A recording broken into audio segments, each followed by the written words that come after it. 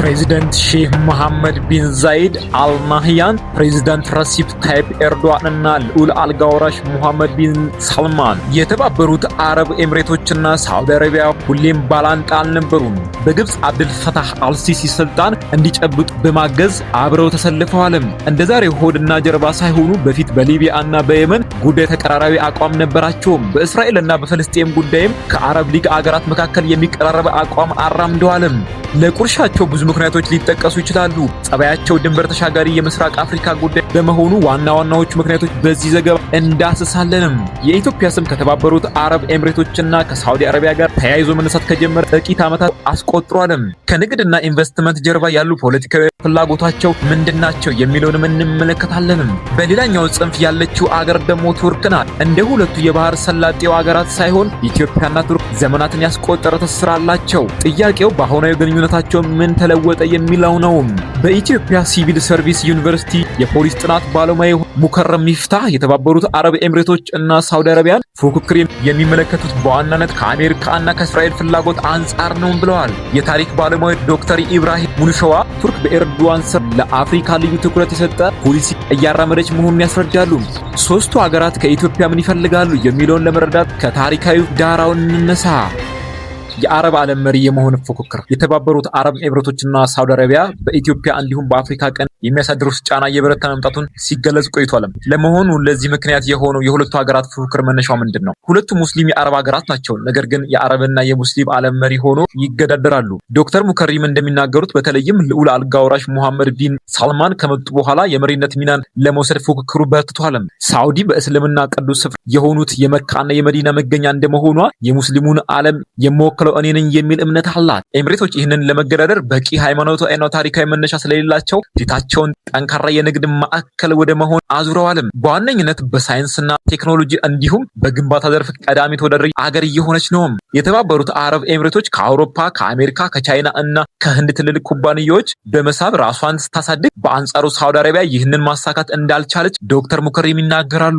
ሃይማኖት ላይ ከተመረኮዘ የመሪነት ጥያቄ ጋር ተያይዘው የሚመጡ ፖለቲካዊና ምጣኔ ሀብት ጉዳዮች እንዳሉ መረሳት የለበትም። የተባበሩት አረብ ኤምሬቶች ከቅርብ ጊዜ ወዲህ በአገልግሎት ዘርፍ ላይ ያተኮረ ምጣኔ ሀብት እየገነባች ነው።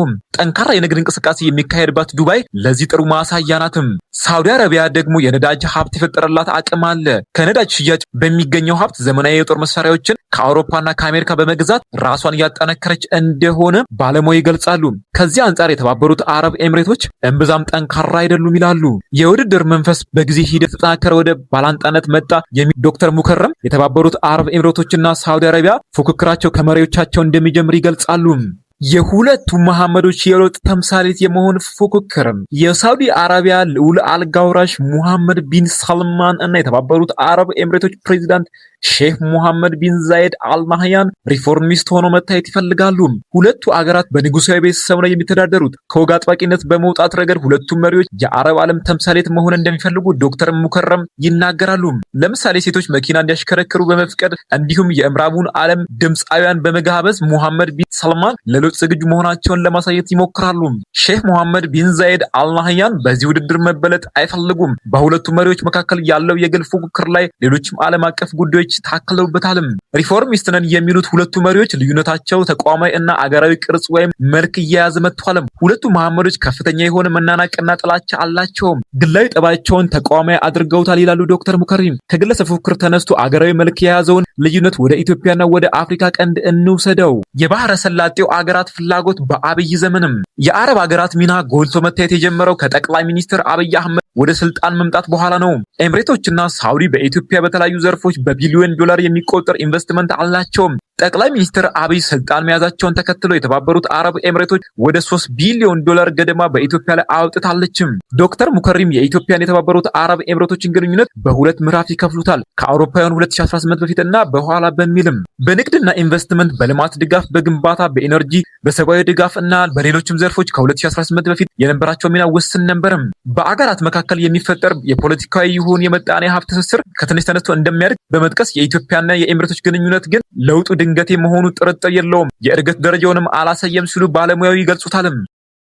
ለማነጻጸሪያነት ቱርክን ብንወስድ በሁለቱ ሀገራት መካከል ያለው የምጣኔ ሀብትና የፖለቲካ ግንኙነት እድገት ወይም ለውጥ ሊታይ የሚችል እንደሆነ ያስረዳሉ። ቱርክን ካነሳን አይቀር ሰላጤው ሀገራት በተለያዩ ሁኔታ ከኢትዮጵያ ጋር ያላትን ትስስር እንመለከታለንም። የቱርክ ጸረ ቀኝ ግዛት ፍላጎት። የቱርክና የኢትዮጵያ ግንኙነት በ16ኛው ክፍለ ዘመን የኦቶማን መንግስት ወደ ምስራቅ አፍሪካ ከመምጣቱ ጋር ይያያዛል። ቱርኮች ለዘመናት በቀይ ባህር አካባቢ ነበሩ። ዘመናዊት ኢትዮጵያ ከተመሰረተች በኋላ ቱርክ በአፍሪካ ከሰሃራ በታች የመጀመሪያዋን ኤምባሲ በአዲስ አበባ በአውሮፓውያኑ በ1926 መክፈቷ የግንኙነታቸውን ጥንካሬ ያሳያል። በሶሻሊዝም መሩ ደርግ የተቀዛቀዘው ግንኙነት በኢህአዴግ ዘመን ዳግመኛ አንሰራርቷል። ዶክተር ኢብራሂም እንደሚሉት በቱርክ ገዢ ፓርቲ ኤኬ ስልጣን ከያዘ በኋላ ለሀገሪቱ እድገት ሲባል በሌሎች ሀገራት ኢንቨስት ወደ ማድረግ ገብተዋል። ከነዚህ ሀገራት አንዷ ደግሞ ኢትዮጵያ ናት። ቱርክ በኢትዮጵያ ያላት ኢንቨስትመንት ወደ 2.5 ቢሊዮን ዶላር ገደማ ይገመታል። ከ200 በላይ የሚደርሱ የቱርክ ፋብሪካዎች ወደ 20 ሺህ የሚሆኑ ኢትዮጵያውያን ተቀጥረው ይሰራሉ። የሁለቱ ሀገራት ግንኙነት ግን ከንግድና ኢንቨስትመንት ባሻገር ወታደራዊ ትብብርን ያካትታል። ዶክተር ኢብራሂም የሚጠቅሱት በትግራይ ጦርነት ወቅት ቱርክ የሰው አልባ አውሮፕላን ድሮኖች ለፌዴራል መንግስት መስጠቷን ይጠቅሳሉ። ቱርኮች ራሳቸውን የአውሮፓ አካል እንዳልሆኑ ከመቁጠራቸው በተጨማሪ ጸረ ቀኝ ግዛት እንቅስቃሴ እንደሚያራምዱ መግለጻቸውን ይጠቅሳሉ። ይህም ቢያንስ በሀሳብ ደረጃ ቱርክና ኢትዮጵያ በእኩልነት ላይ የተመሰረተ አጋርነት እንዲኖራቸው የሚያስችል ነው ይላሉ። ቱርክ እንዲሁም የተባበሩት አረብ ኤምሬቶችና ሳውዲ አረቢያ በኢትዮጵያና በአፍሪካ ቀንድ ወዳላቸው ፍላጎት እንሻገርም። የአሜሪካና የእስራኤልን ፍላጎት ማስጠበቅ። የተባበሩት አረብ ኤምሬቶችና ሳውዲ አረቢያን ፍላጎት ስንመለከት አንደኛው ትንታኔ መረጋጋት በራቀው የአፍሪካ ቀንድ ፖለቲካዊ ምክንያት የደህንነት ስጋቱ ላለመግባት እንዲሁም የምጣኔ ሀብት ፍላጎትን ለማስጠበቅ ይሻሉ የሚል ሆኗልም። በእርግጥ አገራቱ በአፍሪካ ቀንድ የጦር ማዕከል ማስፋት ይፈልጋሉ። ቀጠናው ከፍተኛ የንግድ እንቅስቃሴ የሚካሄድበት መሆኑም እሙን ነው። አገራቱ በምስራቅ አፍሪካ ኢንቨስትመንቶቻቸውን ማስጠበቅ ይሻሉ። ከትግራይ ጦርነትና በአማራ ክልል ካለው ግጭት እንዲሁም ከኦሮሚያ ክልል አለመረጋጋት ጋር በተያያዘ የኢትዮጵያ ሰላምና ደህንነት ጥያቄ ውስጥ ቢገባም በአፍሪካ ቀንድ ጠንካራ ከሚባሉት አንዷ እንደመሆኗ አገራት ስራቸውን ማጠናከር ይፈልጋሉ። በዶክተር ሙከረም አስተያየት ግን ዋነኛው ማጠንጠኛ የአሜሪካና የእስራኤል ፍላጎት ነው ይላሉ። ፕሬዚዳንት ዶናልድ ትራምፕ ለሁለተኛ ጊዜ ስልጣን ከያዙ በኋላ የአሜሪካና የአፍሪካ ትስስር እየላለ መጥቷል። ስለዚህም የአሜሪካን ፍላጎት በሌሎች ሀገራት በኩል የማስፈጸም ሙከራዎች ይስተዋላሉ። የአፍሪካ ቀንድ ስነ ምህዳራዊ አቀማመጥ ቀጠናውን ለመቃኘት እንዲሁም ራስን ከአደጋ ለመከላከል ሁነኝ በመሆኑ የአረብ አገራት ፍላጎት ማሳደራቸው ምክንያታዊ መሆኑን ባለሙያ ያስረዳሉ። ከዚሁ ጋር በተያያዘ አሜሪካና እስራኤል በአፍሪካ ቀንድ ያላቸው ፍላጎት እስራኤል የአገረ መንግስት ጥያቄዋን ለመመለስ ከምታደርገው የውጭ ጉዳይ ፖሊሲ ጋር እንደሚተሳሰር ዶክተር ሙከረም ይናገራሉ። በእስራኤልና በፍልስጤም ጉዳይ ተጽዕኖ ማሳደር ከሚችሉ አገራት መካከል ግብፅን ጨምሮ የአረብ ሊግ አባላት ተጠቃሽ ናቸው። በአፍሪካ ቀንድ ውስጥ የሚደረግ ማንኛውም ነገር ተጽዕኖ ውስጥ ሊወድቁ ይችላሉ። ስለዚህ አሜሪካና እስራኤል የተባበሩት አረብ ኤምሬቶችን ይደግፋሉ በማለት ያስረዳሉ። ሳውዲ አረቢያ በአንጻሩ ከአሜሪካና ከእስራኤል ጋር ያላትን ግንኙነት መቀዛቀዝ ይታይበታል ነው ያሉት። የተባበሩት አረብ ኤምሬቶችን የእስራኤል መንግስት ተላላኪ ስትልም ትነቅፋለችም። የተባበሩት አረብ ኤምሬቶችና ሳውዲ አረቢያ በምስራቅ አፍሪካ በተቃርኖ ከመቆማቸው ጀርባ የአሜሪካና የእስራኤልን ፍላጎት መመልከት ይቻላል። በኢትዮጵያም ይሁን በአፍሪካ ቀንድ በአጠቃላይ ያላቸው ሚና ለእነርሱ ጭምር ጠቃሚ ነው ብዬ አልወስድም። ሊለካ የሚችል ምን ጥቅም አግኝተዋል፣ በፖለቲካና በኢኮኖሚ ምን አግኝተዋል በማለት ዶክተር መስከረም ይጠይቃሉ።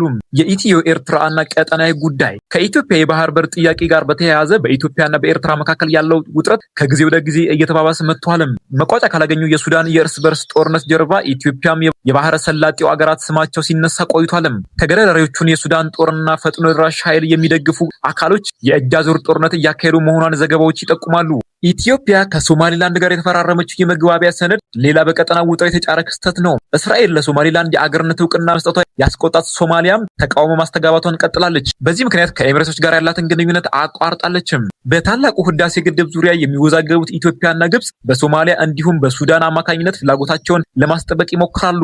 ቀጠናዊ አሰላለፉ ከቀንዱ ሀገራት ፍላጎት በተጨማሪ በውጭ ሀገራት ጣልቃ ገብነትም የሚወሰን ነው። ከኢትዮጵያ የባህር በር ጥያቄ ጀርባ የተባበሩት አረብ ኤምሬቶች አለች ብለው የሚወነጁ የኤርትራው ፕሬዝዳንት ኢሳያስ አፈወርቂ የቅርብ አጋራቸው አድርገው የወሰዷት ሳውዲ አረቢያን ነው።